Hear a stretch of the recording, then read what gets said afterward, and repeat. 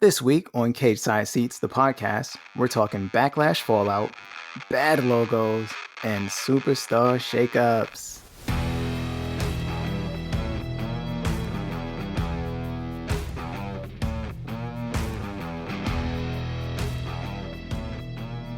Welcome to Cage Side Seats, the podcast. We don't have a good name, but we do have great opinions. I'm your host, Stella Cheeks, and with me, as always, is Marcus Benjamin.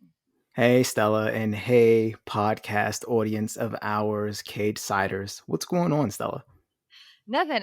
It is so unbelievably hot in Chicago, and I have like sleepy heat energy because the comic book shop I work at is really big, so it's hard to cool, but also it has big giant windows that face the sun, so it was literally like 88 degrees in there. Oh my And God. I was redoing the back issues, so I was like lifting up really heavy boxes while wearing a mask while it's like 88 degrees, and I was like, oh I'm gonna pass out. I hope you had a lot of water. Yeah, I did. But Okay, now I'm good. in a chilly basement, so I'm ready to talk about wrestling. Or it's funny you say it in that way. Before we started recording, one of the funny things I thought of while I was writing this depressing thing I told you about off recording is when Triple H said when they invaded WCW and he did WCW the wrestling, it makes me laugh every single time, and I don't know why. That's just sports entertainment, Marcus. Yeah, you're right. It's just you're right. You're right. Yeah. Or as the Jericho Appreciation Society says, sports entertainers. I love it. Also makes me laugh every single time. I'm such a child. Okay. So how are you feeling about wrestling this week? I am feeling, what's funny? It's Tuesday, man. Tuesday is like the black eye. Yeah, because the rest is good or like fun to watch. I had a friend come over to watch NXT with me this week, and she brought her baby. So I was holding like a really tiny, cute baby most of the time. So I was like, maybe NXT isn't that bad, but I just had like baby endorphins. Yeah, because I had no child with me, and I gotta say, I wasn't that impressed. It had its bright spots, but we talk about that every time. It always has its bright spots. It's just, I highly recommend holding a baby and then explaining to somebody who hasn't watched NXT in several years all of the bad things about it. okay. See, so here's what I'm gonna do. My sister just had a baby. It just had her second child yesterday. Congratulations. Thank you. I will grab that child. Snatch that child next up. Tuesday. Yep, I'll snatch the child like a Grimm's fairy tale. I will watch NXT on Tuesday and write while holding that child, and we'll see how I feel about the show. I will say it is hard to tweet while holding a 3-month-old baby. I'm going to give it a shot because she won't even be 3 weeks at that point. So yeah, good luck. Yeah, I know. Looking forward to it. All right, we got some news and rumors to talk about. So I want to talk about that ROH logo. I want to talk about it so badly. Look, wrestling has a graphic design problem. There is so much bad graphic design in wrestling, and I don't know if it's just like carny nonsense, like people don't want to pay like graphic designers, or people think that they can do it on their own, or it's just that they have like truly terrible taste. But like that ROH logo is so bland. I saw somebody say it looks like an IHOP logo. It definitely does. Like there are a bunch of great jokes about it, but it's that weird. It's like when you would watch like earlier Marvel movies where you're like, the sound design or the score sounds fine, but it's so forgettable. Like why even have it? And that logo is like so bland and forgettable. Like I don't understand. I get that it's new ownership, but like, what? Did Tony Khan make it on Canva? Like, did he do it himself? Yes, he probably did. So, though we don't record this show for video, if we did, you would have seen my face where I actually saw the logo because I didn't look at it. Like we had the story on our site, which we're not supposed to read, and I did read it, and I just saw it, and I made a face which said, "That's disgusting." Bad. When I see that, I don't think wrestling. I don't know what I think about, but I don't think wrestling. It seems like a generic company. You don't think anything. It looks like just, yeah, like you said, it would just be factory. Like that's what that is, just factory. Like you just put it on a whatever. It's weird. It's really weird. Only reason why it's memorable is because it's so bad. That's the only reason. Well, maybe that's what Tony's going for. Yeah. Tony's playing 6D chess. That's what that is. Where are the PR people? Well, we already discussed that. Tony is the PR person. Remember that. He's the Woof. best PR person. That's Yeah, that's what he it's pays people to tell him, I'm sure. it's not great. And I hope that's not indicative of the quality we can look forward to from ROH. I don't think it will be. Even the stuff that they're doing tangentially with it now has been really good, like the Samoa Joe stuff and Mm, the mm, Mercedes stuff. Like, I think the show itself will be good or like worth watching. It's just like, what the hell, man? mm, mm. Ah! Yeah. Well, speaking of what the hell. What the hell, Marcus? What the hell? Okay, you guys can't see our bullet list or whatever, but the next bullet is Lacey Evans is a heel now and is on Raw. Oh, Okay, what so the let me take fuck? this. Let me take this because I have words. Those of you who watch SmackDown pretty regularly on Friday nights, you've seen these Lacey Evans video segments that we're getting, where Lacey tells these sob stories about her life growing up and the hardships and her dad and her mom and everything that led to her becoming who she is today. Mhm. And these are really hard stories to watch, to Right. listen to. I know they're hard. She's They got to be literally hard for like her to crying tell. in them. Yeah. The thing that's rough about them is like the story, okay, like I'm happy that she survived through that stuff. I'm happy she like, you know, has a good life now.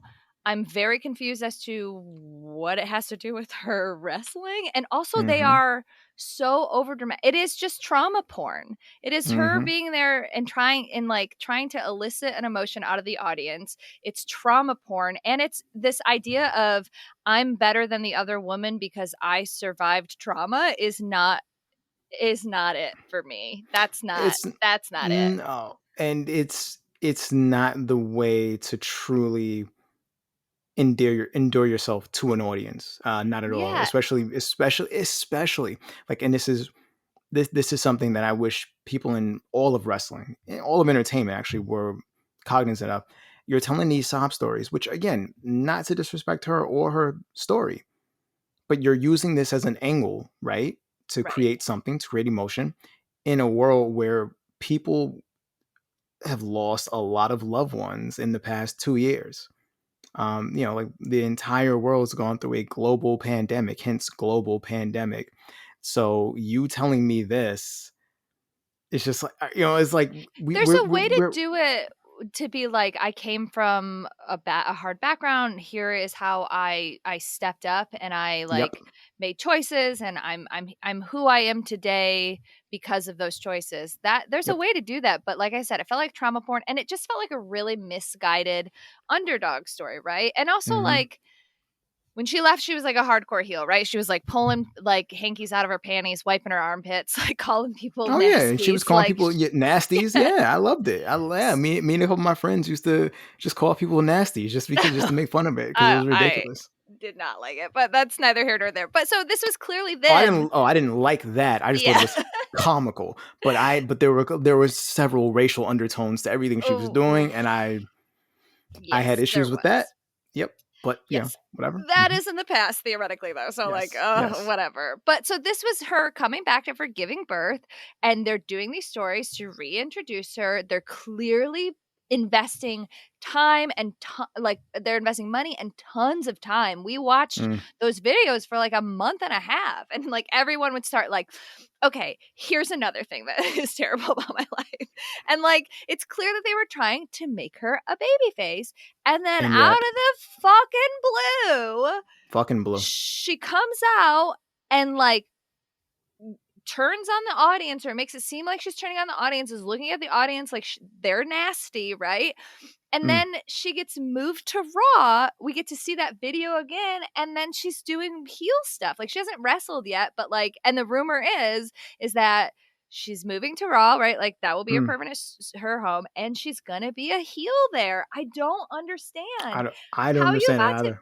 I mean, I guess they did set up. There is a line in there, but I don't think that this is not 3D chess. This is them thinking that. whatever. The line that she said of like, essentially, I'm better than everybody else on the roster because I didn't get a silver spoon and because I survived this and because I had the strength to do this, therefore I am better than you. Which I think they wrote it in a way that was supposed to be like inspiring or whatever, but could be turned into a heel tactic, I guess. It's so weird and sloppy, and also like I do not want to have to watch those videos again on Raw. I already watched them on Well, SmackDown. and as someone who watches Raw, who misses SmackDown every now and then, this was my first time really seeing Lucky them and for being you. like, "What is this?" And I thought about a comment that either you made or Gino made, or maybe both of you made them. You were thinking the same thing. You said it simultaneously. That it just feels exploitative, It feels really and exploitative. yeah, and And it I feels and exploitative to her. Even if she agreed to do it, which I'm sure she did, it feels like, wow, that feels like really awful that she had to like come out there in like a mesh bodysuit and after mhm. giving birth and being like, "Hey, I'm back. Do y'all want to know about my fucked up life?" But like you said, carny shit. It There it is. is. It's carny shit.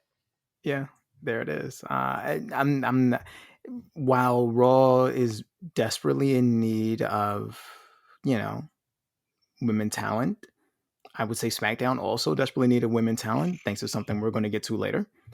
I don't think this is it. This ain't it. I Like, this will is be. not.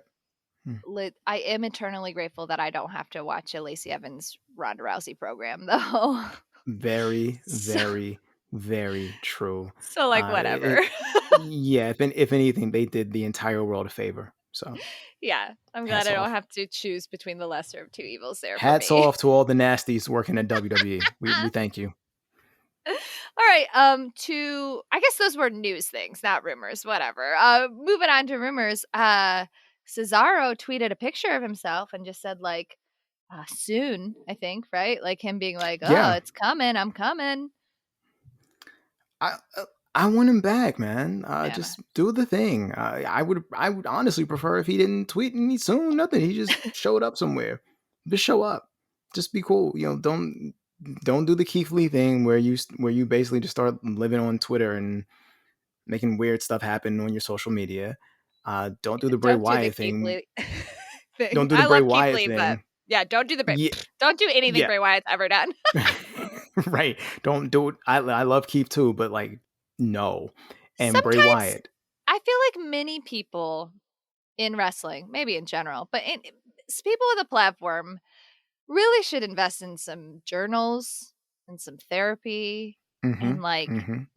a bestie, like hang out, go to brunch, tell people your feelings, and then like do your job. Yeah. I I'm mean, yeah. sorry. Yeah. Maybe, have a therapist and talk to them about all these Yeah. things. You all make plenty of money. Well, So, depends. I think some of mm, them don't make as much as we think they do. well, we know Bray Wyatt does, if the rumors are to be believed. Speaking of rumors, I mean, he's out here that doing miniature horses for people, so like I'll never yeah, forget that. So yeah. The rumor this week, another rumor, just even aside from ours, that Bray Wyatt was making up to 4 million a year. at WWE. And yeah, uh, no, 4 million like based on just like merchandise, like, like off that alone. What? That's Yeah, insane. yeah. That can't be true. Those are made up numbers. I don't believe in math. Well, hey, that's probably also why they're rumors. When he was last employed at WWE, he was one of their highest paid wrestlers, which gets back to the thing we talked about before, where he's overpricing himself. Well, that's why they If he, released him, right? Because they were like, we need money, even though yeah, LOL, we don't need money at all. well, yeah, budget cuts. We're making Anyways, billions. that was a tangent. Yeah. Cesaro, Claudio, coming soon. I mean, he's gonna be the Joker, right? He has to be the Joker in the Owen Hart tournament, right? Oh, he better be. Yeah, like him showing up at Double or Nothing would be great. And who's wrestling the Joker? Samoa Joe, Oh right? man. Okay. Salivating. Yeah, it is. It is Joe. Yeah. Yeah. Okay. All right. I like that. I I like like that a that a lot. lot. Make it happen, Tony. Make that happen, and we'll forgive your ROH logo. Well, speak for yourself. Okay, that's fair. That's fair. Okay. And then the other two rumors, or I guess co-rumors, is that Reigns is going down to part-time, so he's not going to be doing those house shows, though everybody was up in a tizzy and was like, he's leaving, he's going to Hollywood, so who knows. And then Charlotte, she lost her championship at Backlash, and that she's gone for an indefinite amount of time. I was never on the Reigns is going to Hollywood train for a couple reasons, but first of them being Hollywood's not, like, as far as we know, Hollywood's not actively calling this dude. He's been in one thing Right. that he was barely in for like less than 5 minutes. He had no speaking part in it. He was just a guy who happened to be cousins of Hobbs and Right. Shaw. Well, that's why it's got rumor, right? People will take stuff out of context so much. And also, like, you don't go to Hollywood when you're the top guy. You go to Hollywood when you've been the top guy and it's a little like you don't have anything else to do. Like, right? You don't, why would he leave right now? That's so stupid. He's the top guy, so he can say, like, no, I'm not doing house shows anymore. Which seems like that's how you are like, yeah, I'm the top guy. I get to like make my schedule now. And that's something that a commenter on our site that I'm not supposed to read pointed out, and I thought that was a very astute comment from them. Not just the, hey, he's a top guy, he can make his own schedule, why shouldn't he? But also pointed out the fact that this is a guy who beat cancer twice, right, and works nonstop, as we pointed out last week when we were talking about wrestlers joining SAG. Every night, every week, he's there. He's got a family. He beat cancer twice. Maybe, the older, and he's getting older, spending time with that family, those kids, that wife, that becomes paramount and more important than anything else. Totally. Especially, like I said, you beat cancer twice. You know what I mean? Like, there's like everything changes at that point. So I got to imagine a lot of this is just him wanting to, take advantage of the time he has with his kids and his wife before they, his kids grow up, and he misses it. Nobody wants to miss that. So, props to him, man. If Vince is willing to give it to you, take it. If he's going to do the Brock Lesnar thing, he's got to get rid of one of those titles. We got to get up off him. Like, we can't, good for him, but they got to undo that, because this is ridiculous. Especially if he's going to be part-time now. This is ridiculous. But, I'll let Vince worry about that, and I'll just bitch about it in my recaps. It's fine. And then the Charlotte thing, I think some of the rumors are like maybe she'll get married, maybe she just like, but also she's also one of those people that's like, she's one of the top women in the company. Like, if she needs time off, like, they're not gonna fire Charlotte. Like, they're not gonna fire Charlotte. Like, she wants time off, give her time off. And also, like, it's a good time, right? Like, because if Ronda has a championship, you don't want to move Charlotte to Raw because there's a lot going on in the Raw title, and you don't want her to go after Ronda again, but like, what do you do with Charlotte? Like, it's hard to, if Charlotte is not in the title scene, it's kind of, she's one of those wrestlers that's like, well, what the fuck do you do with her? So it's a good time for her to be off TV for a while. I agree, especially if you're gonna go out on a high note. That match she had at WrestleMania Backlash with Ronda, that's a high note. Just that was like, take your time. I think that was my favorite Ronda Rousey match. Like, I think it worked really well for her to like be like, oh, there are barely any rules and we can just kind of flail at each other, but in a way that it's, people aren't really being like, well, that's just you flailing around. And there was like emotional stakes and stuff. I was like, oh, this is good, actually. Like, good for them. Charlotte threw a camera at her. Yeah. So good. She threw a camera at her. So funny. Yeah. So moving on from news and rumors, what's living rent free in your head this week? The Blackpool Combat Club in Eddie Kingston. And the reason it is Eddie Kingston's wife, John Moxley. Right. Yes. And that's why. And that's why. Because we talked about this before. I've said it before. When it comes to big picture storytelling, AEW knocks out the park. Again, Yeah. like they don't always get everything right, but when it comes to big picture stuff, they get it right. Well, The fact that they've built a canon and they reference their canon, right? They don't yes, just yes, expect us to forget the stuff. And like right, unless it's Cody Rhodes, and then they're like, just pretend he wasn't there, which is like fine, because then it's right. also like meta and everybody's laughing about it. But like But also Cody's the AEW, Codyverse. Yeah. yeah, right. Cody's the Codyverse. AEW is a good job of referencing their own canon, and when they change something, they generally give a actual reason for it instead of just being Mm-hmm. like, I don't know, fuck it, put her on Raw and make her a heel now, like like, which makes for good long term storytelling because even if they don't have those plans. That's what canon is for, right? Like, that's why Exactly. nerds like that stuff where you're like, oh, I Exactly. remember that reference from like the 1980s run of Excalibur. Like, oh, it's cool that they're referencing it nowadays. Like Mm-hmm. that is peak nerd bullshit, and I love it.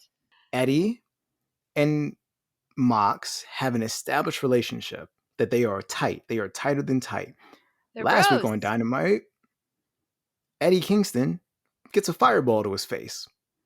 His best friend is there, doesn't do anything about it. Okay. His best friend rectifies that this week. Mm-hmm. Comes out, Jericho Appreciation Society, the pinnacle of sports entertainers, comes out and they brag and they're going on and on. Here comes Moxley. It's like, oh, that's right. That's Eddie's best friend. Of course he's got beef. And you're thinking it's just gonna be Moxley. Oh no, here comes the But it's not rest. Moxley. It's not just Moxley anymore. You can't just Exactly. have. There's no just Right. Moxley anymore. Because he's part of a crew now. And when their motto is when you ride, we all ride or die. Here comes Yuta. Here comes Danielson. Here comes Lord Regal. All coming out. I'm like, oh man, okay. And Jericho's like, yeah, but it's still just, three, whatever. We're No, not worried four about of you, Regal. because they counted Regal. Like you said, No, there's no, only he did four of count you. Regal. There's Okay, five of us. fair Yeah, enough. because Regal got physical. That was a Well, scrummy Regal punch. did. And and then here comes Kingston and Orton and sets that. Here comes Kingston, Santana, and Ortiz. Hell yeah. Oh, I love this. And Eddie's got the little fire mark on his face. Nice little makeup job that they did. It's very Avatar: The Last Airbender. Oh man, you're right. Very Zuko.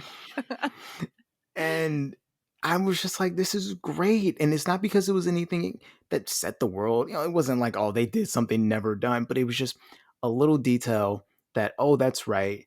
This man's best friend is still here. He saw Mm-hmm. his best friend get hit with a fireball. He probably didn't even have to talk to Eddie about that. He just showed up. And now we've been saying for weeks, Combat Club is cool, but we need them to do some Right. more I was about to stuff. say that was like a thing that we talked about last week where we were like, Blackpool Comic Club, fucks, so cool. They've definitely established themselves now though. So now they need something to do. So this solves that problem too. Now they got something to do. And They like, got some. especially when you have a faction with somebody like William Regal and then a faction with Jericho, like those two are legends. They're older. Like they are the patriarchs of their factions, for lack of Mm-hmm. a better term. Like, so having them go at it too, like it was awesome to see Regal get physical with Jericho. Like that was cool. I remember watching them wrestle on WCW Saturday Night. You're such a So WCW stan. I love WCW, man. It was when WCW was good, it was great, and then when it was awful, whew, Lord have mercy. But I remember watching them on Saturday Night as a kid and just being, and now to go from that to all these years later, they are still going at it. And the fact that I know AEW is going to pay homage to that too. Right. They're not going to just ignore the fact that Jericho and Regal have history. They're going to implement that into the storytelling. I just put it in my veins, man. Let's just do it. Directly into my veins. Yeah, Yes. the living rent free in my head comes from AEW this week too. MJF and Long Island, man. It is something else. We talk about Brit in Britsburg, which is great. We talk Mm. about Punk in Chicago. I would like to remind everybody I live in Chicago, so like I say this from like a learned place. There's kind of nothing like MJF in Long Island. That is No, insane, especially because he's such a shit heel everywhere else. And Long Island is just like, nah, this is our boy. We are they doubling love that down. man. Yep. And he doesn't change his personality when he's there, right? He's not like, oh, I'm a face here, but I'm a heel everywhere else. It's like, no, everybody knows what they signed up for. Everybody's wearing the Burberry. Everybody's like, oh, so good. It was just the MJF Wardlow segment was just really, really good. And I appreciate MJF for what he is, and I know that he's a good healer or whatever. He's not my favorite. Even the stuff like that I know people love, like the Punk and MJF stuff, like there are things I like about it, and I can objectively acknowledge, like, yes, he is a good heel, yes, whatever. But he hasn't tickled my fancy a lot. And like you were saying, I don't know if it was on air or I don't know, just in conversations. That's the danger of podcasting with your friends. But like he kind of always does the trial thing, right? Like each new person, he's like, okay, you got to face these people and you got to jump through all those hoops. It's kind of like his whole deal. But this one feels a little bit different than when he did with Punk and what he did with Jericho. And like, because there's that, history and that animosity with Wardlow. And it was just so good. And I popped so stupid hard when like Sean Spears did the 10. Yes, that was dope. I popped like a dumb idiot. And MJF is good at cutting a promo. I think he rambles sometimes. Like I think his promos to me are like Edge's matches. Like they just need to be trimmed. They don't need to be like that much shorter, but there's like fat on them that like makes them not great. They're good, but they're not great. There's just so you're saying he needs to go to the Mountain of Omnipotence? Yes. Is that what you're saying? Okay. But that segment was just perfect all around. The crowd was there for it. MJF was on fire. His promos were perfect. The Sean Spears bit was good. The security was good. Wardlow sitting there, that man can wear a suit. Let me tell you. Wardlow sitting there. Yeah. Wardlow looks good in the suit. Yeah. Wardlow knows how to rock a suit. And also like not just kind of like sitting there with like a smirk on his face, not really giving MJF a lot and just kind of being like cool as a cucumber and then like laying the beat down. I love when wrestlers wrestle in their stupid suits and their like dress shoes. I think it's very funny. Like it was such, and also we've seen Wardlow have the handcuffs, they take the handcuffs off, he wrestles, and he lets them put the handcuffs back on, right? So we've seen the animosity build. The build on this feud has been fantastic. It has been so good. And so now when we see him refuse to get the cuffs on and like lose it a little bit, but not even lose it in like a berserker way, right? It's like he was like, "No, I'm done. I'm done with this." Like he was still so chill about it because he got what he wanted. That was his whole thing. He's like, "All right, I signed the contract now. Whatever. Like we're good. Yeah, I can fight whoever now. Let's go."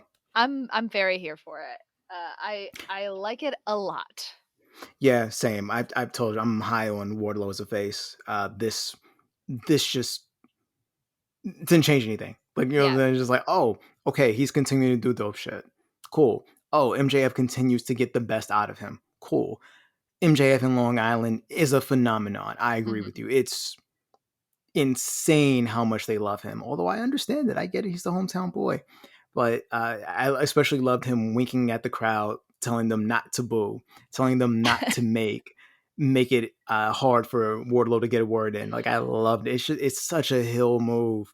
It's good. And it's such a dick move. and the like the faux like Dark Side of the Ring package, so good. The like Jericho voiceover is like, I hate this guy. Why would I do? Oh, you're paying me what? Sports entertainment. Let's go. And then like the oh god, the people that they got, and then the captions underneath. It was just everything about it was so good. And like to me, I was excited that Wardlow was gonna leave, and like it was about time. But Wardlow, from what we had seen, like I wanted him to be what he is now, but he had a real danger of being like just another big bruiser dude, which is like boring, right? And now he has like full character development. Like when this story is done, it will not be weird if he's in like a title scene. It will not be weird if he is like one of the faces of the company. Like this feud is doing a lot for Wardlow. Like it's really good. I love it. I like it a lot. I like it all. Same. Again, I'm still high on Wardlow. Nothing's changed. We do have one question from a listener. It is a listener that we've heard from before. It is Mark from the UK. Hey, Stella and Marcus. This is Mark over in the UK. Just wanted to call in with a question, but before I get to that, I'm going to answer the rhetorical question that Sean and Marcus asked many weeks ago about movies that we would recommend for a mandatory watching list. Mine would be House Party. That really resonated with a skinny little white boy over in the UK in the 90s. I was all about Kid and Play, and it was a huge part of my teenage years. So if people haven't seen House Party, it's problematic now, but I'd still recommend it. So anyway, on to my question. I want to know, what's your dirty little wrestling secret? Mine is that, and I don't say this lightly, I want to love WWE. I find it really difficult to do so, but when things like WrestleMania happen and it's a great 2-night event and you've got standout matches that you didn't expect to be as awesome as they are, and when you see the production value, I want to love them. But man, they make it really hard to do so. So what's your dirty little wrestling secret? First of all, Mark and I are friends for life now, because of House Party. That's the first thing that needs to be said. House Party is it is a fundamental film for me, for a bunch of people that I grew up with, specific, a bunch of people I know who were just black kids growing up in America during that time. Like House Party is a movie that my parents watched. Like my parents were cool with me watching when they were. Let me say that my House Party came out in 1990. So my mom was 30, my dad was like 32, and they're just like, oh yeah, you're 4, you can watch this. Yeah, so props to Mark. Full disclosure, I love you dearly, but I did not listen to your guys' podcast. Yeah, so I don't know. Enlighten me. And then I will give you my answer, because that's really what it is all about. I want to give you my answer. That's fair. You'll give yours, and it'll give me time to think about mine. So when Sean and I do anything, it turns into basically just movie reference. Yes, I'm aware. And so we were making those, and then he took a pause. He was like, because I think I made a Cobra Kai reference, and he said, has Kyle seen Karate Kid? I was like, I don't think Kyle's seen it. And then we made a reference to Rocky. And I was like, yeah, Stella hasn't seen Rocky 3. She's seen Rocky, but she hasn't seen Rocky 3 because her mom loves Rocky. And then he was like, well, I'll allow that, but because she's seen at least Rocky. And then we said, okay, we need to make a list of like movies, like essential movies for our coworkers to watch. Like we just need a list. So that's what Mark's so it's like, what are the movies that I personally reference? So in order to have a conversation with me, you have to have seen this movie. Is that what that list is? That is the list. It's not essential viewing. It's these are the references I make. Therefore, you have to watch that. That is what that is, which is fine. But just say what it is. That's kind of what it turned into. No, actually, no, it wasn't. It was just basically Sean just being like, me and Sean just being like, but they haven't seen that either. Okay, yeah, we got to change this. And so we just asked him like, hey, seen. I've seen a lot of films. Well, okay, you know what? We're going to make the list. And then you will say, nope, I already saw that. You can check it off my list. And I'll be real smug about it, too. You should. Like, I've seen this film. No, thank you, sir. Honestly, the number one movie that I quote, and the number one movie that is, and it's my favorite movie. It's the number one movie I quote. I think it's essential viewing. I think it's a perfect movie, is Galaxy Quest. I think Galaxy Quest is a perfect movie. It's so good. It holds up so well. It's perfect. Oh, and like it's such like a love letter to Star Trek, but it's also just a good movie on its own. I love it so much. It holds up so well. So mine is definitely Galaxy Quest. Mine is Escape from New York, which is my favorite film, and it's a movie I don't really quote a lot, which is funny. And I think it's just because there's not a lot to quote from Escape from New York as much as it's just a lot to experience. You have to experience Snake Plissken and John Carpenter. You can't really quote them. You just have to live it. Yeah, Snake doesn't say a lot of quotable things. Now there are quotes in it, like "You're the Duke, a number one." Like that's a quote. Like that's definitely a quote. The Duke of New York, a number one. Or when just Snake saying, talk to him, baby. Like just stuff like that. That's the stuff that's quotable, but that makes no sense out of context. Like it just makes no sense. None. Yeah, I feel like my most quotable movies, other than like, I love Galaxy Quest, but it's like the movies that aren't even necessarily good. It's just the movies that I watched over and over and over again as a kid, like Charlie's Angels. Like, see, and mine would be Ace Ventura. I can quote that movie. Talk about not holding up well. Oh, I mean, yeah, there's definitely not talk about it. I was going to say yes. There's okay, yeah, okay, yeah. Go ahead. Okay, so dirty little wrestling secret. Mine would be, even though I tweet about it and I write about it, and I guess I've done a couple interviews with wrestlers and stuff, is I just want to be a fan. I like Mm, writing for our site because it's specifically more of a fan site. It's like mm, about community and like us sharing our opinions. It's a lot of op-ed. Like we don't pretend to be like, we're here breaking news. Like I don't want to be a wrestling journalist. I want to share my opinions and I want to have conversations. I don't want to be friends with wrestlers. I don't want to know what their personal lives are like. I don't want to get myself over. I just want to like the thing I like and talk about it with other people. I don't know if you've recognized or realized listening to this podcast, I am a huge nerd. Like as I sit here surrounded by my like Star Trek memorabilia and my like Good Omens fan art and like my comic books, like I love fandom. I love participating in fandom. I like being excited with other people about something.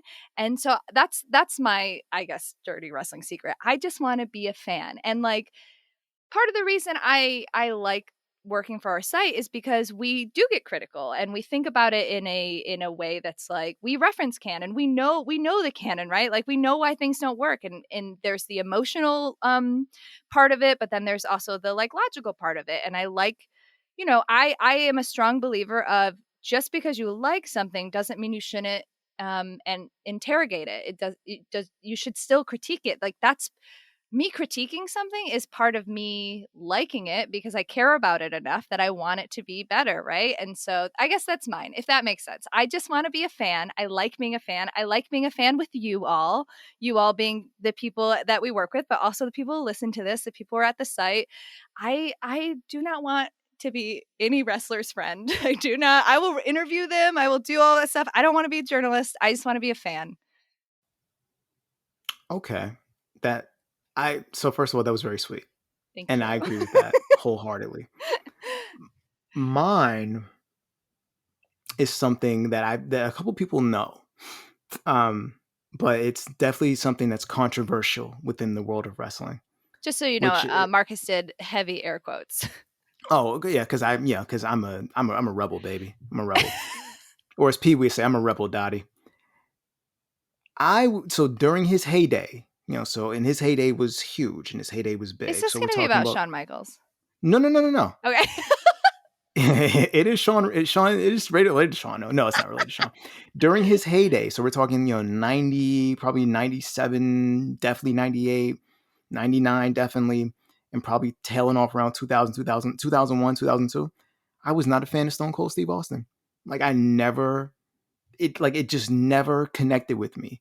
It like the whole I I can't I don't know what it was. Like it never hit me. Like we've talked about this in our Slack, and Gino was like, "Oh man, it hit me right when I was just like, it never hit me."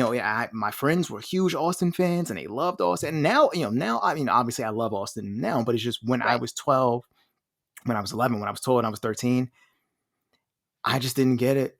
He wasn't my guy. I was just like, I don't get it, man. Like I got the Austin 316 shirts, cool. Yeah, I got that, but maybe it's because he was always going against people that I liked.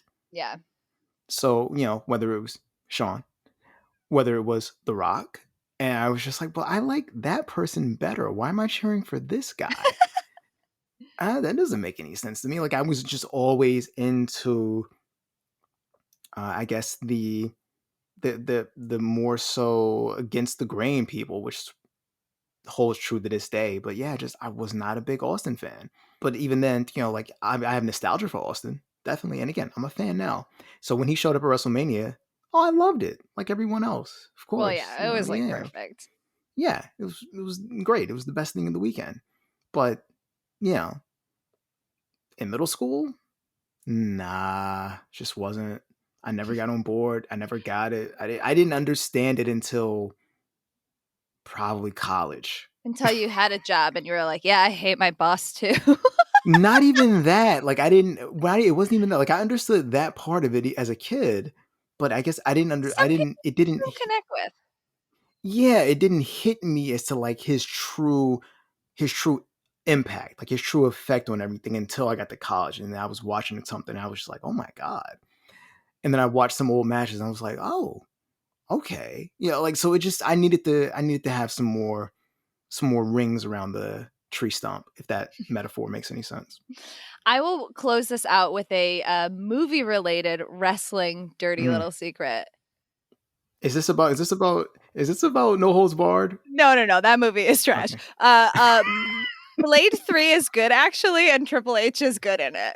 Oh boy, that's one. Woo!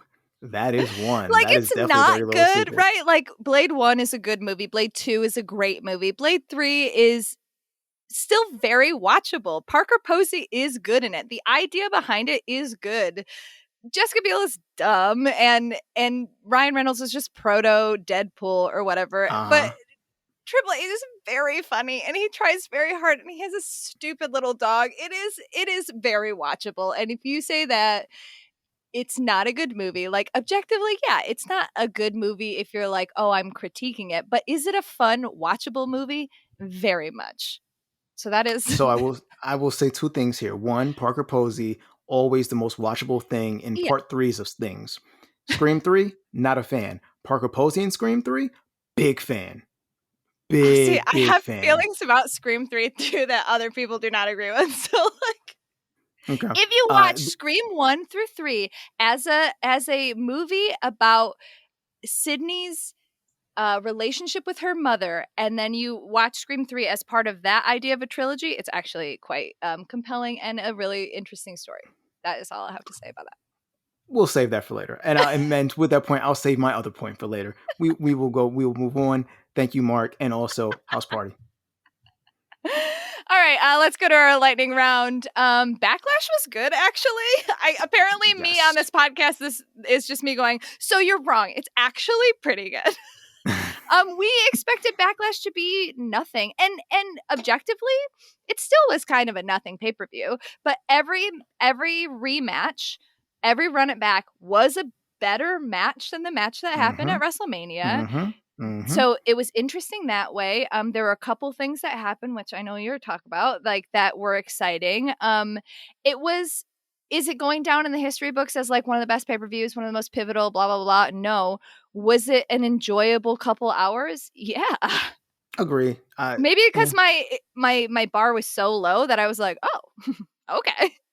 But you know what, though? I don't even think it's that your bar was low. Think about this. It's WrestleMania Backlash, right? We talked about this. It's WrestleMania Run-That-Back. It's WrestleMania Rerun. So we're going to do a lot of these same matches, but with less time. Yeah. So something like Edge less and AJ pomp and Styles. Circumstance. Yeah. So something like Edge and AJ Styles becomes better because it's shorter.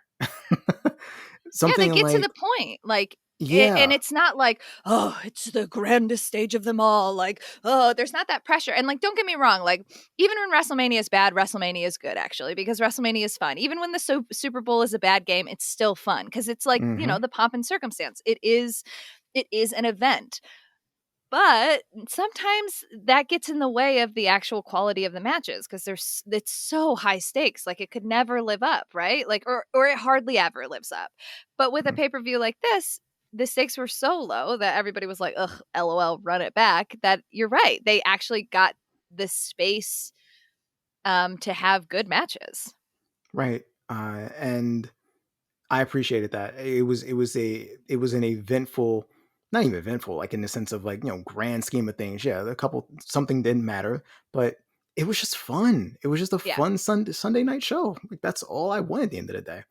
So, speaking of eventful things, one gigantic thing that came out of WrestleMania Backlash, Rhea Ripley, now a part of, let's get this correct, the Judgment Day. Can't be Judgment Day, it's the Judgment Day. Rhea Ripley, thank you, WWE, for listening to our show and giving us an intergender stable. Yeah. And giving Rhea Ripley something fun to do. It's something interesting to do. Yeah, it's honestly the first interesting thing that she's done since she lost the title. I'll be honest. You're right. It is. Because after that, it was just tag team stuff, which I was just like, whatever, man. And her motivation, while I'm not necessarily, I'm not a fan of the, I'm going to be a bad guy now because I'm tired of signing autographs only to see those autographs show up on eBay. Like, all right. I would have preferred if it was I'm a bad guy now because being a good guy got me nothing but tag title shots that I Right. don't care about. And I got to see Bianca and Becky play hot potato with a title that I need. Right. Especially like I didn't get to wrestle in front of a crowd at WrestleMania. I had to have this like whatever match. Like that sucks. Exactly. Yeah, but that's not a Rhea thing. That's like a shitty writer thing because they're like, oh, you know what's good? Cheap Heat. Let's insult the audience. Right. And it's just like, especially because I'm pretty sure Rhea is cool. Like Rhea in real life is probably cool with someone auctioning off her autograph. Just like, whatever, man, make money. Like, I don't care. But it does line up with Edge's whole thing about the fans and the fans making you weak and the fans turning you into turning you into another person in the flock. Right. You think you know them? You never did. Yeah. And it also makes Damian Priest more interesting. Yeah, like, having honestly, Rhea there makes him cooler. I really like that they're all really tall. I know that sounds dumb, but like the aesthetics of their stable is really good. Especially like when she came out on Raw and they did the entrance together, and then like she came out and found her light, very theater school. Damian came out, found his light, and then Edge comes out. Like it's a cool opening. It has gravitas. And the fact that they are all very tall like lends a ominous presence to it. And yeah, I liked Edge's blue period, and I liked Damian Priest on the main roster, but I wasn't like really sold on this whole gimmick. And then, you know, it was a rumor, but when she did actually join the stable, I was like, oh yeah, this actually pieces it together. And I know that there's rumors about a fourth member. I kind of don't want a fourth member. I think that they have a good vibe here. I like this. And I also liked that Rhea is getting up in AJ's business. Like, do I think they're ever going to really do mixed tag in WWE? No, but like she got up in his business. I mean, I don't know the actual stats, but like Rhea is a very tall, like muscular wrestler. She has like a China presence, right? Like obviously China was like much more muscly, but like it makes sense to me, you know, not that I need my wrestling to make sense. Like I don't need, you know, oh, Alexa Bliss could never wrestle a man. Like, yes, she could, whatever, who cares? But like visually, it does make sense as somebody like Rhea Ripley would be like, I'm not fucking scared of AJ Styles. I'll kick him in the face. I'll punch him. You want to step to me, AJ? I dare you. Like that makes sense visually. And and to your point about about everything connecting, it's a small thing, but AJ cutting his hair. I mean, not AJ, I'm sorry, Edge cutting his hair. Yeah, he looked real sharp. Not only do he look sharp, but just he looks like he's in this group. Yeah. Like, granted, this is his group, but like the short hair. Edge, because Edge looks older with longer hair, which is weird. Like he looks because he's got that grizzled like Viking thing, right? Like he literally is on that show. But also, like we associate Edge a lot with like longer hair and like, you know, the I guess punk rock attitude, whatever. Like there's a certain aesthetic that Edge has, especially if you watch Attitude Era. So him to come out in a sharp ass suit with a nice haircut with his two like young acolytes, like it's a good look. So yeah, more of this. My feeling, I keep waiting for the Finn swerve. Like I keep waiting for it to be that Finn is actually the fourth member. I mean, the man does need something to do, but yeah, but also so the thing you just said about them all being tall, Finn couldn't. It doesn't work, you know. So it would throw the visual of the group off, and maybe that's a no. I don't want again, like just thinking visually, the visual of Edge in the middle, Damian on one side, Rhea on the other side, making this like formidable triangle is like, it is visually compelling. It makes a good, it sets the stage really well. And if you add a fourth person, like that actually fucks with the visuals a little bit. That's my theory coming out, being like, let me direct you. Let me find your light here. Here's the like different levels. Like it looks good. Yeah, but you know, Vince doesn't think like that. Oh, well, you know, Vince doesn't do all that. But hopefully he's listening to this podcast again. Takes your advice. Okay, so the other thing I want to talk about is Alexa Bliss is back. Yay! She's normal. Okay. Kind of. She's but kind of still normal. Has the doll. Yeah, because she's got her old theme music. So I was like, oh, okay, so we're doing that. Makeup. But she still kind of has the pigtails, but not totally. But she's carrying around Lily, even though like Lily died, and she also went to therapy to like not care about Lily anymore. But she won, which I love, and I love Alexa Bliss as a performer. I think she's fantastic on the mic. Anytime they give her something, even if it's terrible, she does a good job. And she's very fun to watch in the ring. Just how I was like, oh, I like that Rhea Ripley stall. I like how Alexa Bliss utilizes her shortness and like how her wrestling actually makes sense with her stature, and like the weird double joint thing that she does where she pretends like she broke her arm. Like she uses what she has in a really effective way. So I'm excited to see her wrestle, but I'm also just like, WWE fully, truly ignoring their own canon. Like, I think Once WWE is, I've said it before, I'm a broken record. I think it's sometimes easier to watch WWE if you don't watch it weekly, because you're like, you just jump in and you're like, sure, whatever, Alexa Bliss, she got it down now, I'm cool with it. But like, if you watch every week, you're like, this is infuriating. I had to watch how many weeks of her in therapy, and now she's just got the doll again. Is it even evil? I don't know. I think that's all I got. I don't know. I know the doll makes money, and I think that's all it is. It's just they got a warehouse to clean out. They're like, yeah, we the gotta doll sell makes this money, so let's doll. keep the doll out there. Yeah. I really like Alexa being back again. Raw needs it. And I mean, Sonya's been fired from her position, so Sonya's back full time on the roster. She is, and now she's hopefully, it would, I actually wouldn't mind seeing a Sonya and Alexa feud for a little bit. Gives Alexa something to do, gives Sonya something to do, keeps them both out of the title. Maybe we get some explanation. Maybe, knock on wood, we get some explanation on Lily. And is Alexa normal? Is Alexa not normal? They didn't even reference it on commentary. Like they didn't say anything. It was just like, oh, Alexa Bliss is back. They pretend like you are stupid. They pretend like you don't watch every week, which is so frustrating. Like, but yeah, they always talk about how they want the WWE universe to watch every week. It's so weird. Right. Yeah. Don't build a canon and then like ignore it. Ugh. To that point about speaking of things I watch every week and ignore and frustrate me, Street Profits lost again. Now, this isn't about me loving the Street Profits, which I do. Yeah, this is more about exactly, but this is about me wondering what are they doing with the Street Profits, because they had their Mania match, and their whole thing at Mania was, all right, man, we're gonna have a little edge. We're no pun intended. We're gonna be a little more aggressive now because we really need these titles, and we're tired of being looked over. Okay, and then they lose.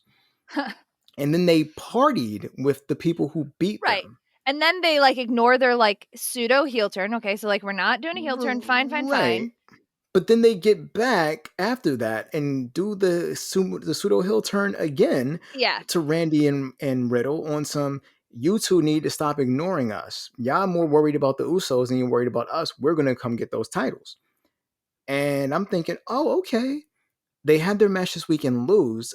Once again, after telling Randy and Riddle, you two are so concerned with what's happening on Friday nights that you're going to end up losing.